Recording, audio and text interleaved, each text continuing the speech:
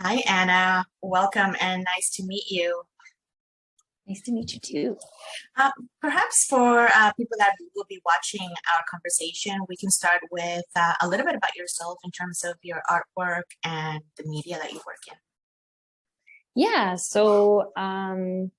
I am a documentary filmmaker. I just recently graduated university last April and doing my degree in film, but I had worked in the industry prior to that. Mhm. I found a love for uh, documentary actually in design school. I was kind of like in design school trying to figure I was good at art and I was like, okay, and then finally found my like the one thing that I'm super passionate about. Nice. Yeah, and so then I had met someone in the film industry, Michael McDonald, who does ethnographic films, research on music or people in music and whatnot. And so he kind of took me under his wing and showed me the ropes, and we made a bunch of films together, and they're really lovely, but they're very different. They're very experimental.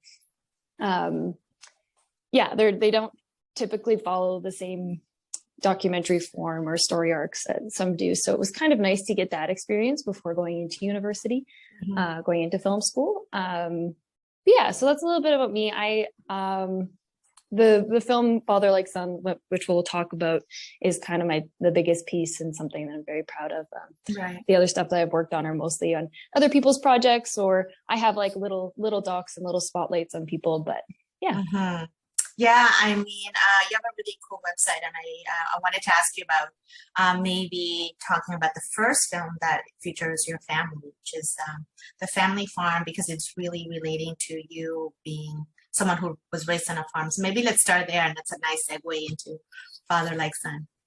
Awesome. Yeah. So the family farm I had made for like a storytelling project. We got to pick a subject, and I was like, finally, I get to use film. And my family's a big inspiration to me.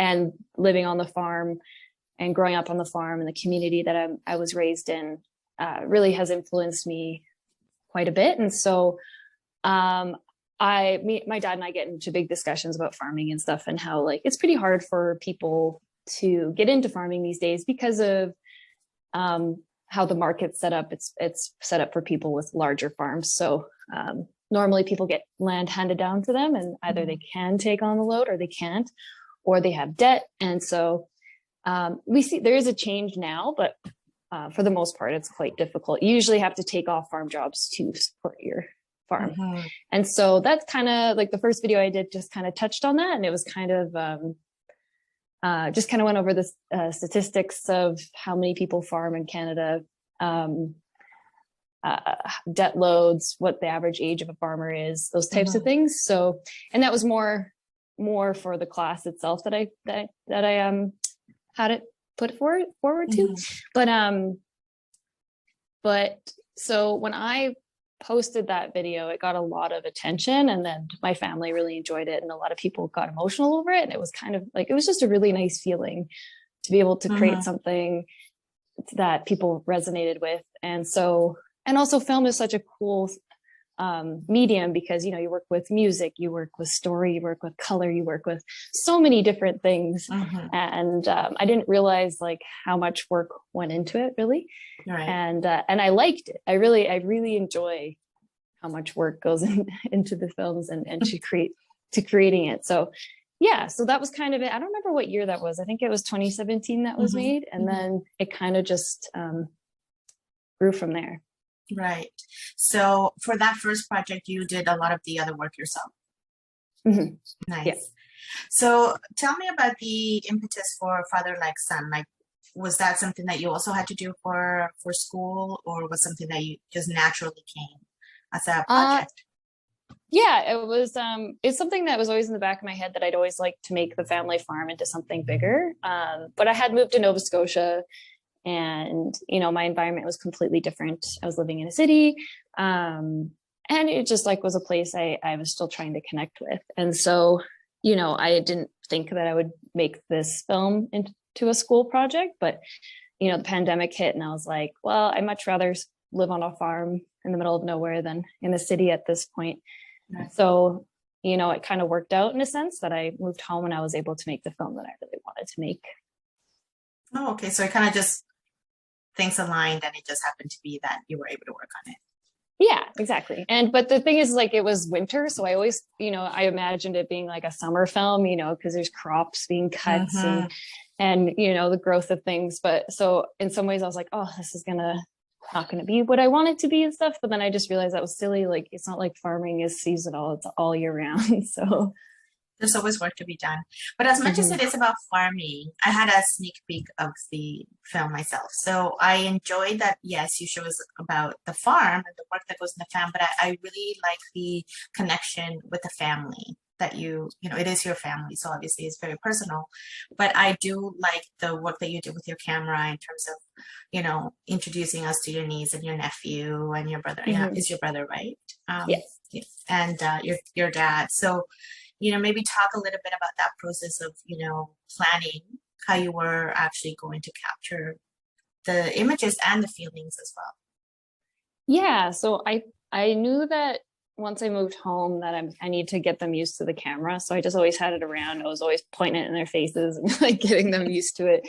And discussing the film with them as well to make sure that I'm also making them feel comfortable with whatever they put out. So they're not, it's not my film, it's our film. So and the kids are like really shy. They're really shy, but you would I like, for me, I was like, I don't know if they're like really into this, but then after they're like telling all their friends and stuff in the family and they're in a film and stuff. So that was really nice.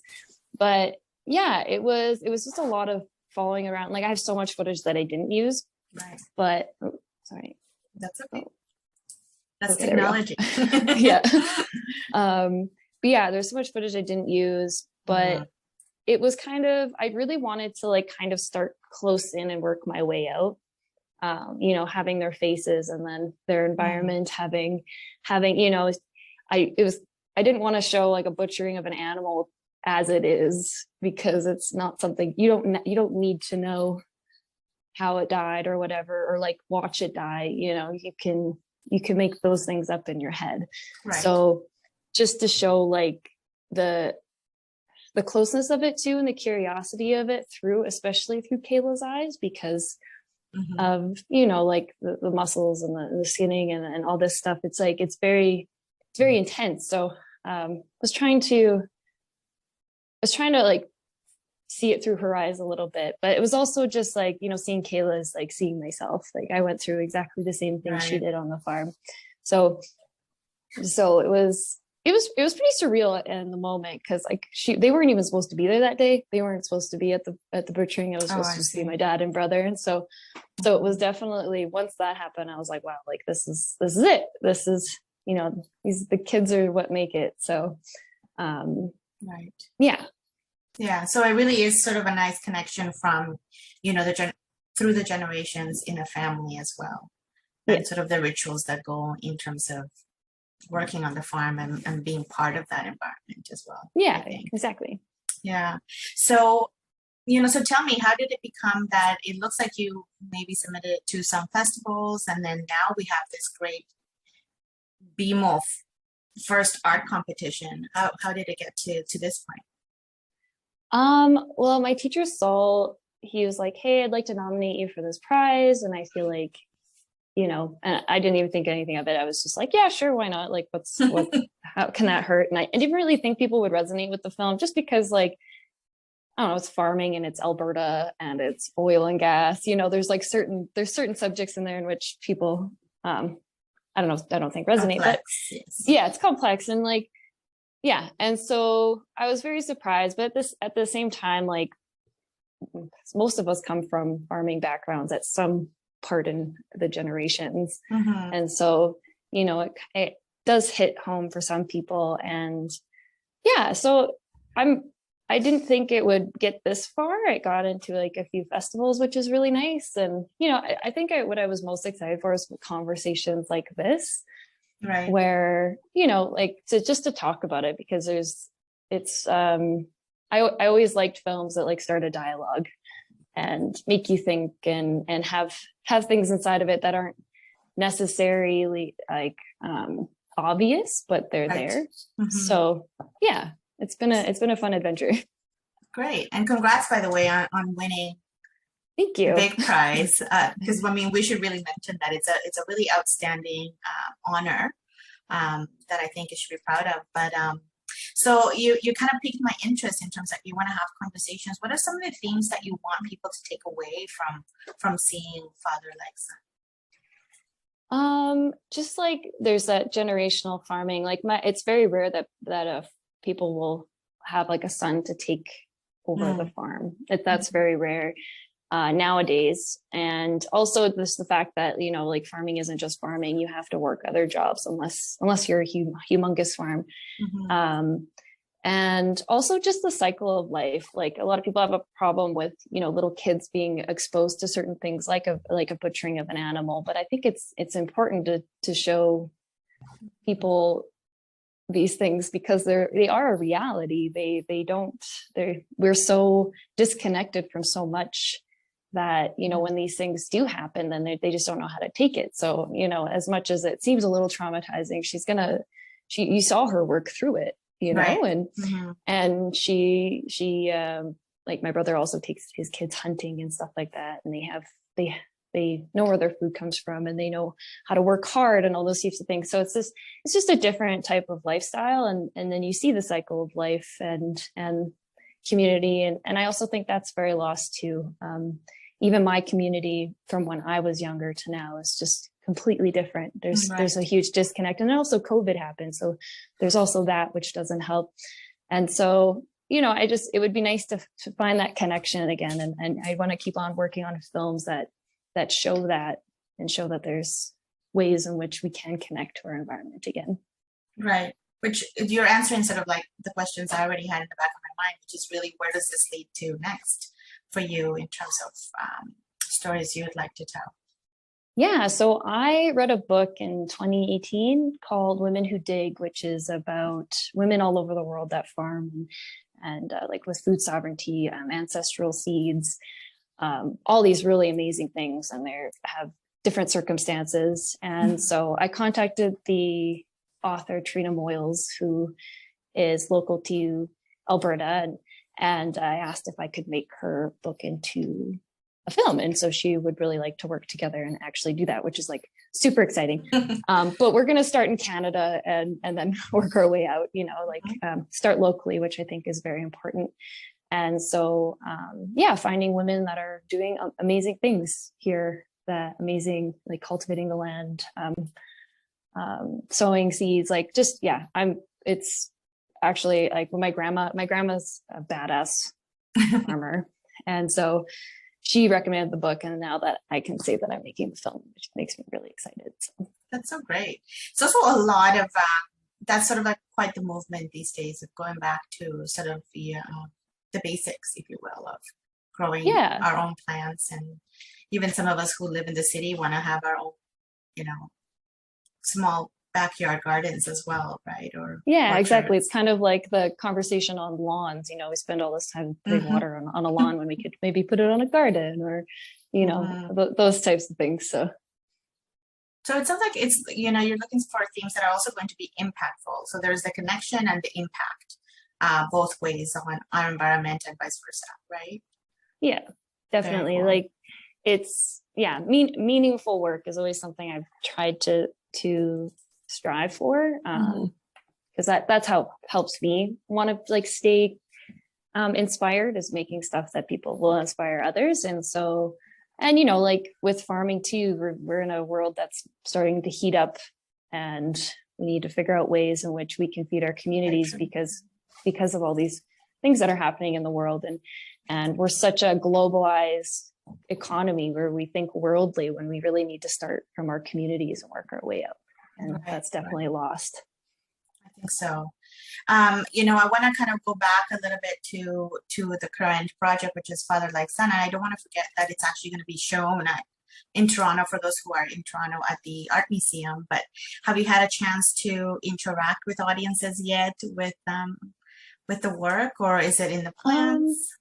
Not quite yet. Like I've been on a few like Q&As and stuff online for online festivals, which has been nice. It's definitely been like a little sad that I can't like go somewhere and watch my film, but it is what it is, and I'm sure I will eventually. I think once I'm like kind of out of the festival circuit, I'll see if I can like have like a nice little viewing here, either in my community or in Edmonton, and just Right. kind of get that feeling that I haven't had yet. Yeah, it's definitely quite a fun feeling if you're in person. I do miss that sometimes of the hybrid festivals, but we're Mhm. getting back there slowly. Slowly, Um, slowly, yeah. I wanted to ask also, what did your family think of the film? Like this latest one. They loved it. Like my dad just got onto like council for our like county. And so he's like, I'm gonna get it into, we have like an egg society meeting in my little community. Like my Hamlet's paper did like a little piece on me. And so it's like kind of feel like Rory Gilmore a little bit, you know, like and Yeah. so yeah, so they're definitely really proud of it. They've shared it a lot, which is really nice. And the kids, the best part is like the kids. I'm excited for 10 years from now filming them and seeing what they're doing. Yeah, that would be an interesting follow-up, I think. Yeah. Definitely. Well, thank you so much for speaking with me, Anna. And I want to make sure that people know where to find you and your other work. Can you please share your website and any other handles? Yeah, so I have like my old design website, which I should probably change, but it's www.annabdesign.com. Mm-hmm. And that has like my photography and design and video work on there. I also have Instagram where you see what I'm up to is Card House Dreamer. Also should probably change that name. But yeah, Okay. and then I just have my Vimeo, Anna Kuelken, which probably be the best place to find my work. So Vimeo. All right, Yeah, excellent. I'll make sure I link it to the video as well, so people know where you're awesome. at. Well, Thank thank you. you so much. Yeah, this has been really awesome. Thanks for taking the time and